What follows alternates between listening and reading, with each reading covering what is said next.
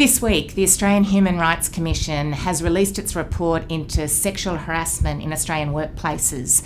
The Sex Discrimination Commissioner has come out with something that is clear, which is that sexual harassment is a workplace right, is a health and safety right, and is a human right. We want to see immediate action by the Morrison government to accept the recommendations and urgently implement them.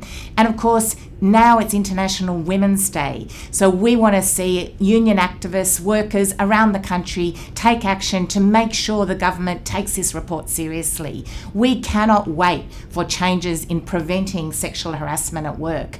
When we did a survey last year, more than 10,000 workers told us at the ACTU what was happening to them with being harassed at work. Those figures were shocking. 2 out of 3 women reported being sexually harassed, and 1 out of 3 men.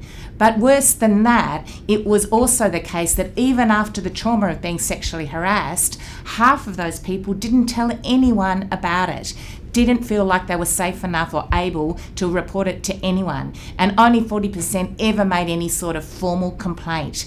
This is why the focus of what happens has to be about change, has to be about prevention, has to be about swift access to justice. So we want to see a change that means that there's a change to the Fair Work Act, we want to see a change to work health and safety laws and regulations, and we want to make sure that the Sex Discrimination Act can look at systemic issues. But what do I want you to do right now? What we want you to do is go to the link, go to the australianunions.org.au website, or the link you can see here, and send an email. Send an email to Christian Porter, the Attorney General, and Marise Payne, the Minister for Women, and make sure that they know that they've got to act urgently to implement all these recommendations. We want to see change now. That's what International Women's Day is about for us, not just talking about what we've done in the past, but making sure we've got a better life for girls and women in the future.